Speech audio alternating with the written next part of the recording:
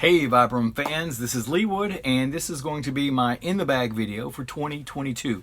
We're at the end of 2021, so happy holidays everyone. Figure I'd give you a quick tour of what's in my bag most of the time. For me personally, part of the fun of playing disc golf and collecting is packing your bag for a future round somewhere nearby. Some courses may be wooded courses, some courses may be open courses. Some may have water hazards and some may not. And so picking the discs that you want to populate in your bag is part of the fun for me. But for right now, this is what's been in my bag, probably 80% of this, most of the last couple of months. So I thought I'd share that with you, as it looks like they're going to stay that way going into 2022. So let's start off with the bag itself. I am using a Dynamic Disc Paratrooper bag, and it's tiled with the Arkansas state flag logo just all over it. So we'll start off with putters, and we'll go from understabled to overstable. And so we'll start off with my Summit. I'm bagging actually all four of the putters that Vibram had released. The first one is my Original Glow, Full Glow Summit. This is a 172 XLG, and this thing is great. I'm being 50 years old. I have a bit of a noodle arm. I'm not like these young whippersnappers out there that can just hurl this thing 400 feet. That's not me. So the Summit is a great disc for me, and the added stability that the Glow adds, with a lot of power behind this just goes fairly straight for me. Not a whole lot of turn, not a whole lot of fade, and that works great for me out on the course lots of times. Up next, a 169 Soft Sole. And I usually use the sole when I'm in a circle 2 situation, just because of the little extra glide that it's got to get me the distance to go to the basket. I also use this sometimes when I have to stick the landing near the basket because of the softness. It tries to grip the ground pretty good. You don't get a lot of skip-aways, so that's what I use that for. In the ridge position right now, we've got the new release that came out in late November. That Vibram offered. This is a 167 medium. Again, with my noodle arm, I don't need max weight of hardly anything. I've got a few of them that are heavy on purpose, just because of the way the weight counteracts, my ability to flip a disc over. But we'll get into that. So the ridge here, the new one, loving it. In the VP position, which I don't use a whole lot, the VP is what I use primarily for any kind of flick approach shots if maybe I'm behind an obstacle. I'll reach for the firm. This is a 166 firm. I'll reach for it because the firmness adds a lot more ground play to it than say a medium or even a soft for sure. So that is the bagged VP that I'm using. Moving on to our mid-ranges here. We are going with, from understable, we've got a newly acquired 158 firm Ibex. This thing's great. I haven't used it a whole lot just because it's only gotten to me here in the last couple of weeks, so I've only had a handful of times to use it, but the few times I've used it, it's done exactly what it's supposed to do, go straight. I'm also bagging the new release Ibex that just came out in late November. It's a 156, so again, a very lightweight, which is useful for my noodle arm. And then my favorite Ibex in all of my collection probably is my 156 Soft Ibex. This thing is fantastic. And then I do have an Obex in my bag as well. The last couple of rounds I've thrown this, I've noticed that I do not get the fade on it that I was expecting. So I may have to swap this out. It's a soft, it's a 166 soft. Either go to a heavier soft, or I might switch it out for a glow, or I may give this the steam treatment with the rest of the discs that I'm going to be doing here probably sometime over the holiday, just to kind of reset the stability and see if that actually works for me and the technique that I'm using. So there's the Obex.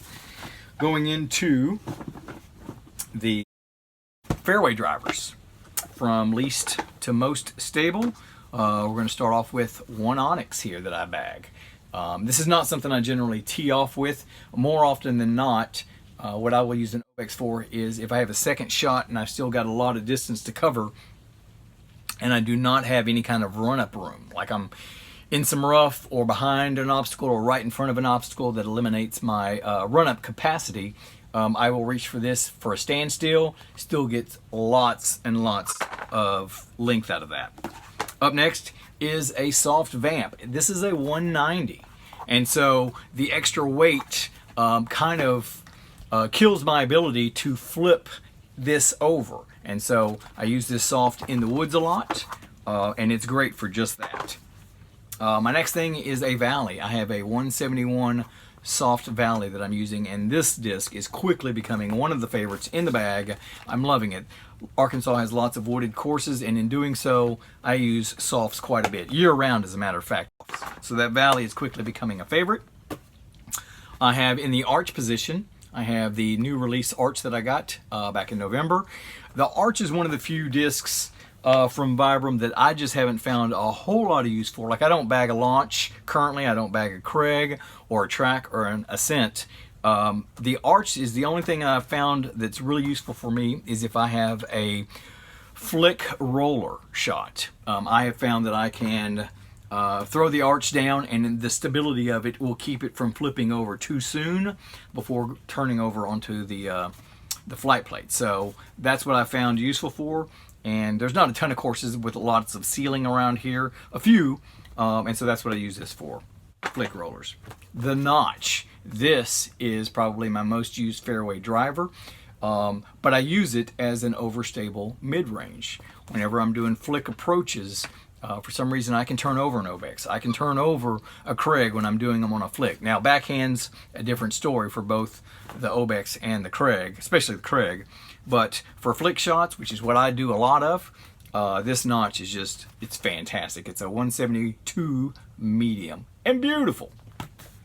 That rounds out the fairways. Now let's move on to the distance drivers.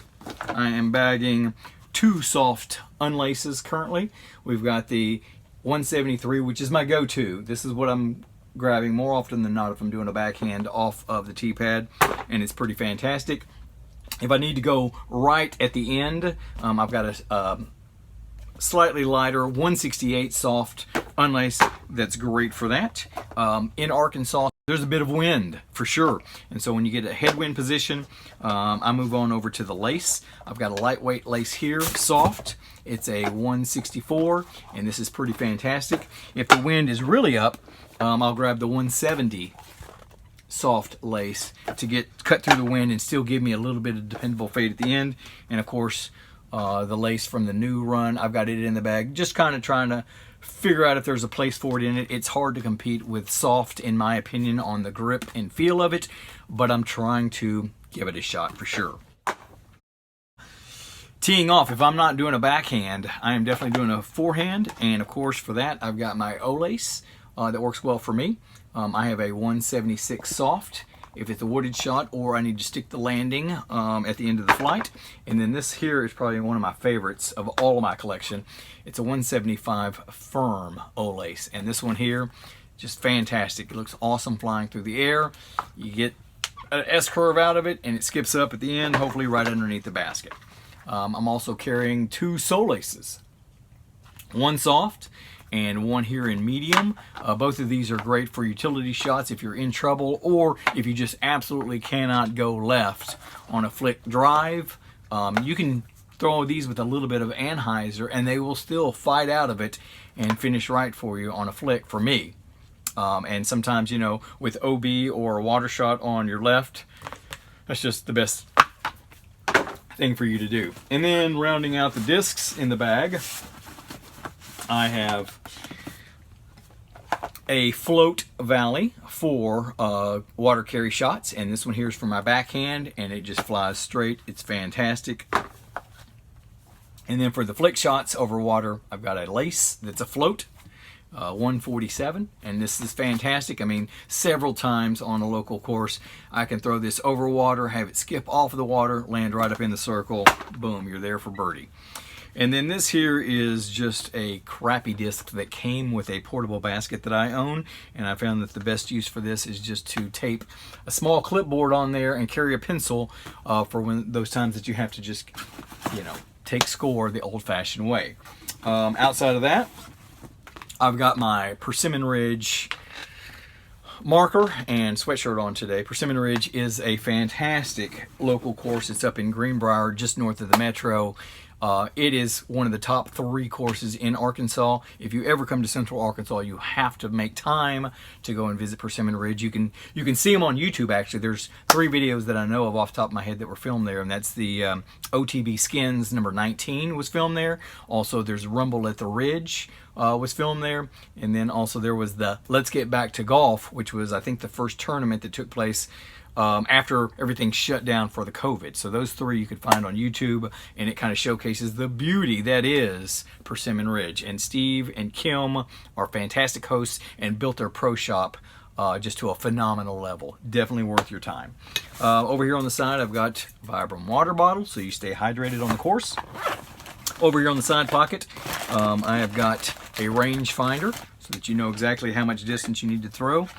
I have confiscated from my wife 2 eyeglass cases because they are super handy for holding your Sharpies and small pencils for scorekeeping, and then also your emergency stash of TP.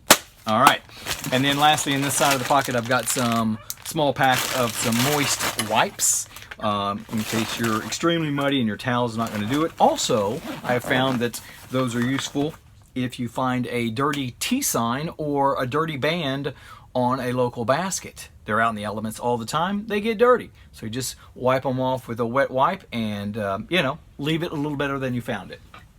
Moving over to the last pocket over here, we always, every disc golfer I know watching this needs to have some trash bags with you, because you're going to run across some litter. Why not leave the course better than you found it? Pick it up, pack it up. If you see somebody else leaving something behind, scold them for it. Anyway, last 2 items are these utility tools that I've got. A quick stick my buddy Smitty gave to me. He gifted this to me. It's for retrieving those floats if you don't bounce up into the circle onto the shore. And then this last thing that I just recently put together is kind of funny. It is a telescopic broom so that you can sweep off your tee pad of any debris and leaves, because it's the end of fall here, and you can do that. So, my friends, that is my bag for 2022 by the most part. It'll change up here and there. So anyway, I hope you have a prosperous 22 and grab lots of birdies and aces. Happy New Year.